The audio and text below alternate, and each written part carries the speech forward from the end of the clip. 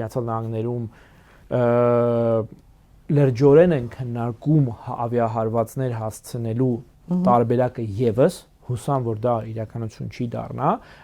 բայց իրոք աննախադեպ է առնվազն Դոնալդ Թրամփի վարչակազմի օրոք եւ ինձ այստեղ հետաքրքրում է գլխավորապես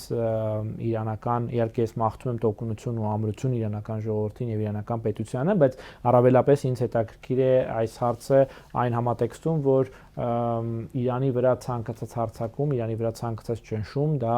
փխրուն բալանսի փոփոխություն է Հայաստանի շուրջ եւ հատկապես Հայաստանի հարավի շուրջ, ինչը հղի է բազմաթիվ սպառնալիքներով Հայաստանի եւ հայկական պետության համար, առավելապես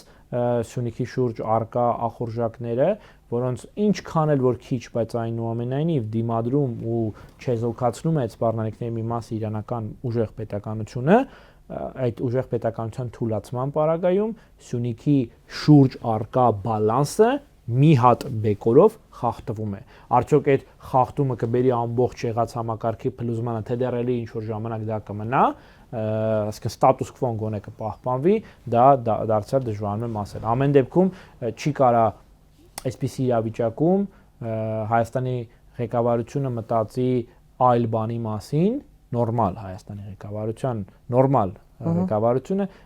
իրական Հայաստանի իրական հայկական ղեկավարությունը չի կարող այլ բանի մասին մտածել, քան տարածաշրջանային խիստ վտանգավոր պայթյունավտանգ իրավիճակի մասին եւ դրա փոխարեն զբաղվի երկի բարի համույթի ֆունկցիաներով գործառույթներով։ Չի կարա։ Սրտիկներ բան անելով, սրտիկներ։ Էական չի ինչով, էլի չի կարա ուրիշ օրակարգ լինի։